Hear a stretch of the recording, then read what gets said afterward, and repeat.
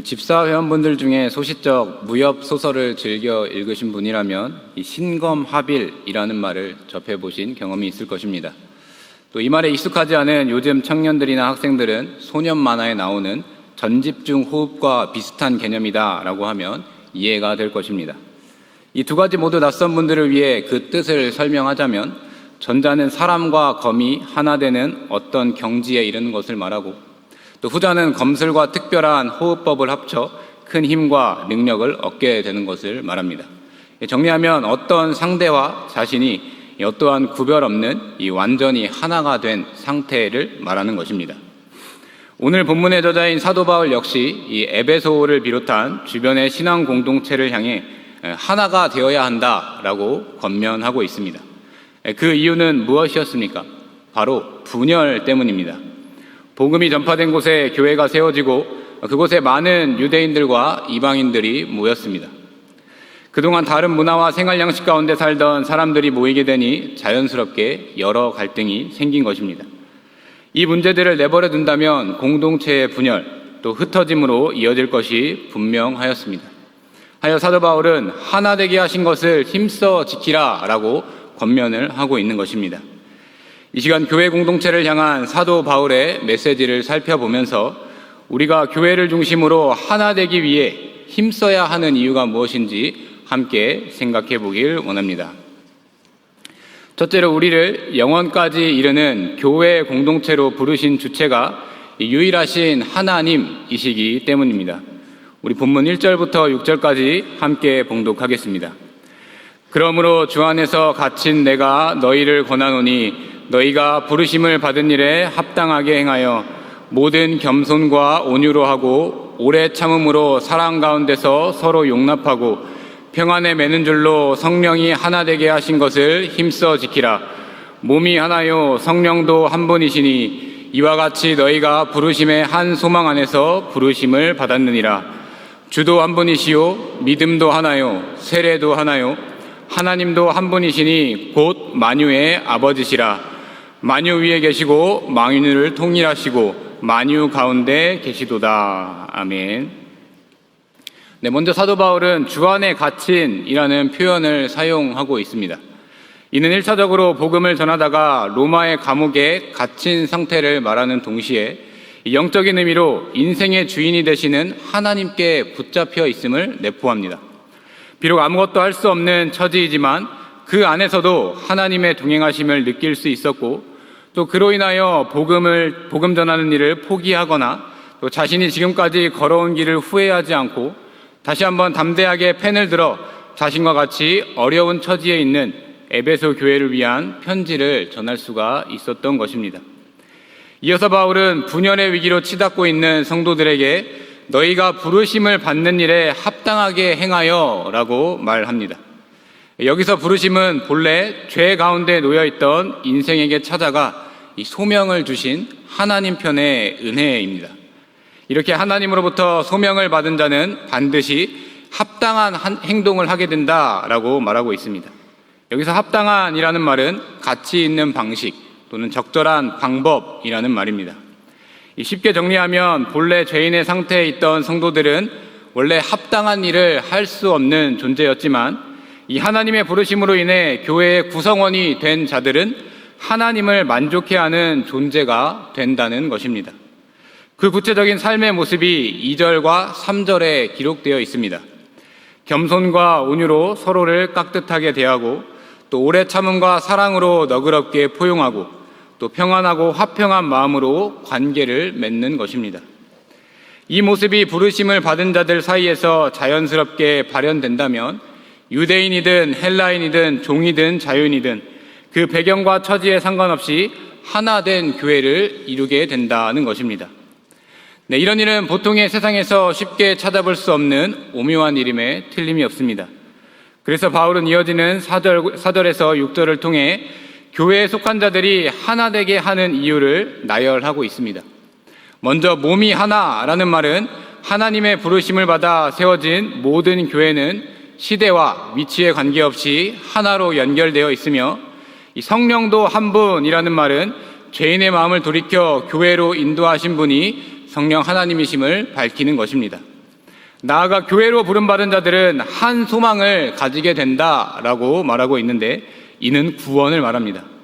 그렇다면 영원한 죽음에 놓였던 자들을 구원해 주신 그분은 누구십니까? 바로 한 분이신 주님이십니다. 때문에 성도는 오직 한 분만을 따르는 한 믿음을 마음에 품고 또 한 번의 세례를 통해 교회의 일원이 됩니다. 또 궁극적으로 성도는 한 하나님, 그러니까 세상의 모든 것의 주인이 되시는 그분의 인도로 이 신앙 공동체 안에 들어오게 된 것입니다. 우리가 눈에서 멀어지면 마음도 멀어진다라는 말대로 인생을 살다 보면 물리적인 거리나 위치가 이 사람의 관계나 그 진로에 영향을 주는 경우가 많이 있습니다. 예를 들면 연애나 친구 사이 혹은 직장 생활을 하는 중에 피치 못할 사정으로 거리가 멀어지게 되면 처음엔 호기롭고 당차게 시작했다 할지라도 관계가 소홀해지고 또 열정이 식는 상황을 마주하게 됩니다. 혹자들은 진정한 사랑이나 진정한 우정이나 진정한 열정이라면 멀어질수록 그만큼 더 가까워질 수 있다고 말하지만 현실적으로는 어려운 일임에 분명합니다. 헌데 이런 모습을 교회 공동체에 관하여서도 동일하게 생각하는 경우가 많이 있습니다. 물리적인 거리나 혹은 육신의 연약 혹은 피치 못할 사정으로 인해서 교회와 관계가 멀어지게 된다는 이유로 믿음이 약해지거나 또 소홀해지는 경우가 생기는 것입니다. 만약 우리가 지상교회에만 속한 성도라고 가정한다면 이것은 어쩌면 부인할 수 없는 사실임에 분명합니다. 하지만 하나님께서는 공간에 제약된 교회 구성원으로 우리를 부르신 동시에 이 하늘의 완전하고 유일한 교회에 속한 당신의 백성으로 불러주셨습니다. 결과적으로 참된 교회로 부르심을 받은 성도는 물리적 시간과 거리가 가늠조차 할 수 없을 만큼 아득하게 멀리 있는 것 같지만 결과적으로는 이미 그 한 목적지에 이르러 있는 것입니다. 이렇게 상상조차 할 수 없는 놀라운 일을 하나님께서 계획하셨습니다. 세상 모든 것의 주인이 되시는 그분께서 계획하시고 이루어 가시는 일이기 때문에 부인할 수도 또 의심할 수도 또 염려할 필요도 없는 확실히 보장된 일입니다. 죄 많은 우리를 구원해 주시고 이 땅의 교회 공동체로 부르셔서 한 분 하나님을 섬기고 또 한 믿음을 가진 자들과 하나님을 만족해 하는 일에 동참케 해주신 것과 동일하게 당신의 때에 이미 예비해 두신 저 하늘의 한 백성으로 우리를 불러주신 것입니다. 온전하고 완벽한 당신의 나라로 택한 백성을 반드시 인도하시는 그 하나님의 크신 뜻과 계획에 따라 이 지상교회 안에서 마주하는 여러 현실의 제약들을 능히 이기고 한 교회 안에서 한 믿음을 가진 성도들과 충만한 교제를 나누는 복을 영원토록 누리며 사는 우리 모든 성도님들이 되시기를 간절히 바랍니다. 둘째로 우리를 말씀 위에 선 교회 공동체로 이끄시는 분이 말씀이 육신 되신 그리스도이시기 때문입니다. 우리 본문 7절부터 12절까지 함께 봉독하겠습니다. 우리 각 사람에게 그리스도의 선물의 분량대로 은혜를 주셨나니 그러므로 이르기를 그가 위로 올라가실 때에 사로잡혔던 자들을 사로잡으시고 사람들에게 선물을 주셨다 하였도다. 올라가셨다 하였은즉 땅 아래 낮은 곳으로 내리셨던 것이 아니면 무엇이냐? 내리셨던 그가 곧 모든 하늘 위에 오르신 자니 이는 만물을 충만하게 하려 하심이라. 그가 어떤 사람은 사도로 어떤 사람은 선지자로 또 어떤 사람은 복음 전하는 자로 어떤 사람은 목사와 교사로 삼으셨으니 이는 성도를 온전하게 하여 봉사의 일을 하게 하며 그리스도의 몸을 세우려 하심이라. 아멘.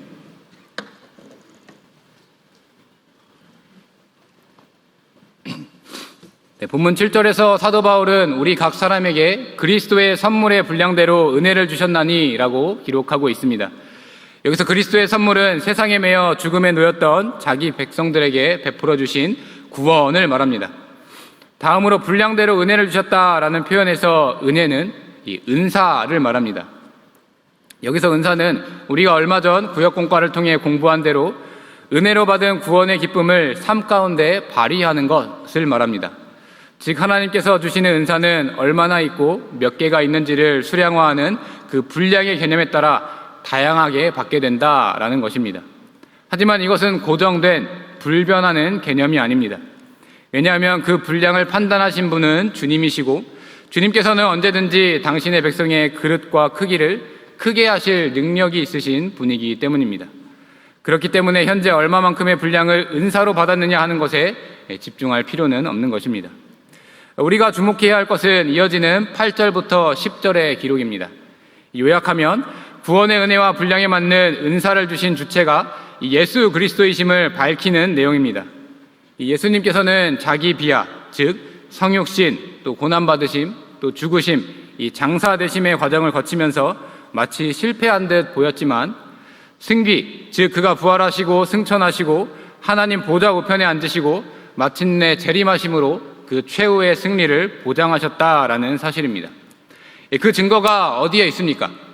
지금 주님은 우리 눈에 사라져 버렸는데 도대체 우리는 무엇을 믿음으로 한 교회를 이루기 위해 힘쓸 수 있다라는 말입니까? 그 증거는 바로 성경 말씀입니다. 주님은 현재 육적으로는 우리와 함께 계시지는 않지만 말씀을 통해 충만하게 당신을 드러내고 계십니다. 그 말씀의 능력으로 주님께서는 사도와 선지자들을 세워 그 분량대로 복음을 전하게 하셨고, 또 어떤 자들은 복음을 전하는 전도자, 또 선교사로 땅끝까지 복음을 전하는 수단으로 사용해 주셨습니다. 그리고 오늘까지 목사와 교사를 세워 힘겨운 영적 전투를 감당하는 성도들을 위로하고 또 옳은 길로 인도하며 주님의 말씀을 가르치고 다스리는 일을 감당케 해주고 계십니다.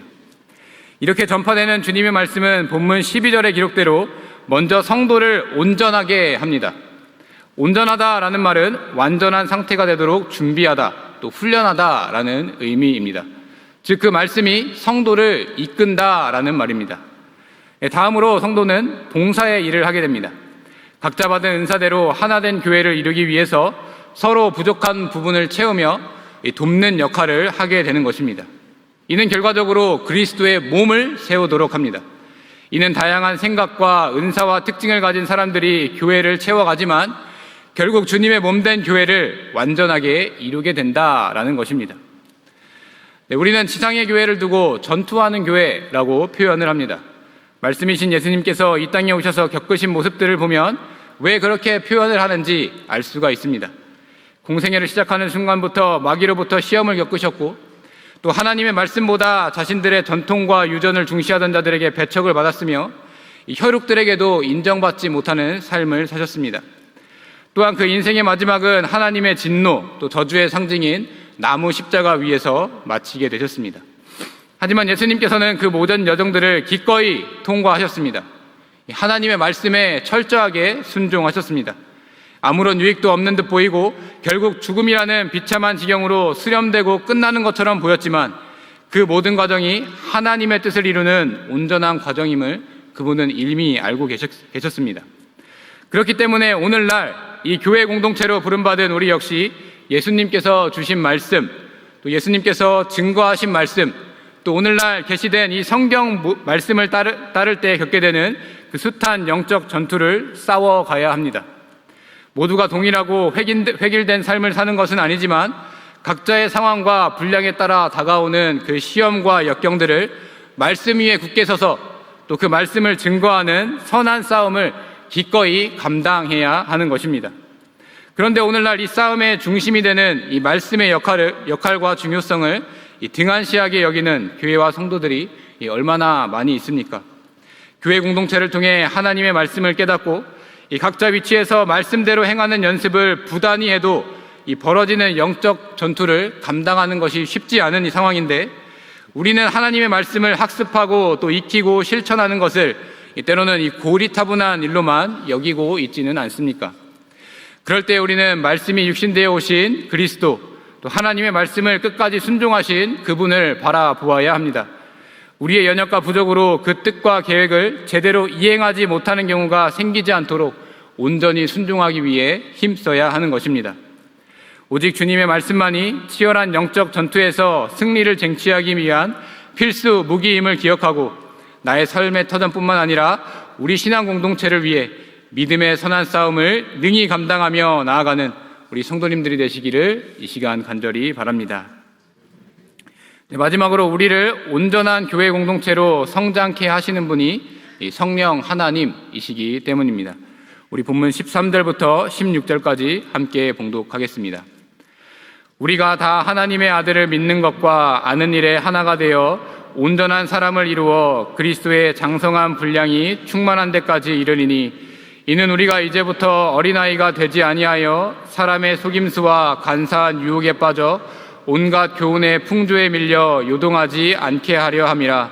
오직 사랑 안에서 참된 것을 하여 범사에 그에게까지 자랄지라. 그는 머리니 곧 그리스도라. 그에게서 온 몸이 각 마디를 통하여 도움을 받음으로 연결되고 결합되어 각 지체의 분량대로 역사하여 그 몸을 자라게 하며 사랑 안에서 스스로 세우느니라. 아멘. 13절의 온전한 사람은 이 단일한 한 사람을 말하는 것으로서 앞의 문맥에 따라 해석을 하면 교회로 모인 많은 사람들이 하나가 되어 온전해졌다로 해석하는 것이 적절합니다. 특별히 사도 바울은 이런 상태가 되기 위한 선제 조건이 있음을 13절 상반절을 통해서 밝히고 있습니다. 그것은 먼저 하나님의 아들을 믿는 것과 아는 일에 힘쓰는 것입니다. 이는 단순히 주님을 맹목적으로 믿는 것에 만족하는 것이 아니라 이 성령 하나님의 역사를 통해서 주님이 누구신지, 또 주님이 어떠하신 분인지, 또 왜 자신들을 교회로 부르셨는지에 대해 끊임없이 알고자 하는 지식에 대한 열망을 말합니다. 이 순간적인 회심이 아니라 꾸준히 또 점진적인 노력과 애씀을 통해 그 믿음이 점점 성장하고 한 믿음, 한 지식을 가짐으로써 일치되어야 함을 강조한 것입니다.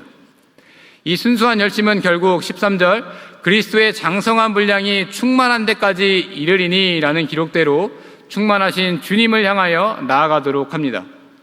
처음 부르심을 받을 때에는 본문 14절에 기록된 대로 어린아이와 같은 상태였지만 교회 안에서 주님을 향한 올바른 믿음과 깊은 지식을 함께 익히는 일을 통해 나이가 먹고 또 신체적인 키가 자라는 것처럼 이 성장하고 성숙하게 된다는 것입니다. 물론 쉬운 일은 아닙니다. 이어지는 본문 14절 하반절에 기록된 대로 주님을 알지 못하는 사람들과 여러 세상의 풍조들이 교회와 성도들을 흔들고 있기 때문입니다. 그럴 때일수록 부르심을 받아 모인 이 교회의 공동체는 15절의 기록대로 무슨 일을 하든지 주님으로부터 받은 사랑을 기억하고 주님께서 알려주신 참된 것, 즉 진리를 수호하기에 힘써야 합니다. 이를 통해 교회의 머리가 되시는 주님을 더욱 가까이 모시게 되고 그분을 우리의 삶의 목표요, 목적으로 삼아야 하는 것입니다. 또한 이렇게 주님을 중심으로 하나 된 교회는 온몸이 각 마디를 통하여 도움을 받음으로 연결되고 결합되고 라는 기록대로 그 본래의 기능을 회복하고 사용할 수 있게 됩니다. 또 각 지체의 분량대로 역사하여 그 몸을 자라게 하며 즉 개인의 다양한 성장을 통해 머리 되신 주님께서 요구하시는 바를 일사불란하게 이행하는 공동체가 된다라는 것입니다. 이전의 모습이었다면 서로가 제 기능을 하지 못하게 하는 이 억제기의 역할을 할 뿐이었겠지만 이 사랑 안에서 스스로 세우느니라 라는 말대로 주님을 따라 내가 아닌 공동체의 성장을 위한 마음으로 단결하게 되고야 마는 것입니다. 그런데 오늘날 어떤 사람들은 이 교회의 성장과 성숙을 위해 뛰어난 행정력을 발휘하고 또 기발한 아이디어와 프로그램을 적극적으로 사용해야 한다라고 주장하고 있습니다. 물론 공동체를 움직이기 위해 이런 요소들이 어느 정도는 필요합니다. 하지만 주객이 전도되어서 교회의 본래 목적을 해야 하는 경우가 많기 때문에 우리는 이에 충분히 주의를 기울여야 합니다. 또 이런 다른 요소들을 사용한다고 해서 교회 공동체가 건강하게 성장하는 것도 드문 일입니다. 잠깐은 불같은 효과가 나타나는 것처럼 보이더라도 곧 사그러지고 말 뿐입니다. 왜냐하면 사람 편의 계획은 영원하지도 않고 불변할 수가 없기 때문입니다. 그렇다면 교회를 성장케 하는 진짜 원동력은 무엇입니까? 바로 하나님의 나라를 확연하게 증거하는 것, 또 영과 진리의 예배를 드리는 것, 또 풍성한 섬김과 교제를 나누는 것이 이 온전한 교회의 성장의 동력이 됩니다. 이것은 성령을 통해 조명을 받은 자만이 동참할 수 있는 은혜임에 분명합니다. 이 사실을 알고 있음에도 거대 세상과 비교해 보았을 때 왠지 작아 보이는 또 부족해 보이는 모습에 우리는 조급해하고 불안에 떠는 것이 현실입니다. 하지만 하나님의 부르심을 통해 공동체를 이루고 또 예수님의 말씀 위에 세워진 교회는 시작부터 지금까지, 아니 완전한 하늘의 공동체가 될 때까지 늘 위태하고 불안정한 상태에 놓여 있을 수밖에 없습니다. 두세 사람이 모인 작은 교회 공동체는 물론 무성도와 교회로부터 부러움을 사는 큰 교회 공동체까지 그 크기와 형편에 상관없이 같은 처지에 놓여 있기 때문에 우리는 늘 참된 교회와 성도들이 이 성령의 도우심을 통해 영적으로 충만한 데 이르기를 날마다 간구해야 하는 것입니다.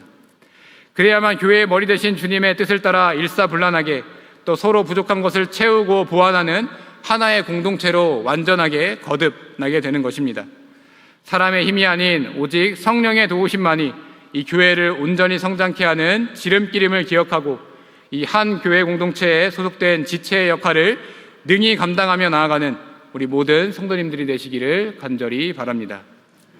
네, 우리 사랑하는 경외 성도 여러분, 그리고 이 시간 헌신하는 집사회 회원 여러분, 이 앞서 서론에 이야기한 신검합일 또 전집중 호흡과 같은 기술을 통해 이 사람과 어떤 물체 또 사람과 어떤 능력이 하나가 되어 이 차원이 다른 존재가 되는 것은 이 무협 소설과 이 소년 만화에서만 등장하는 이 실현 불가능한 일입니다.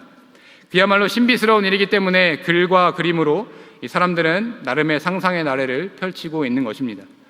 그런데 우리는 말씀을 통해 수많은 사람들이 한 공동체로 모여 큰 능력과 역사를 이루게 되었음을 알게 되었습니다. 그것은 바로 교회 공동체입니다.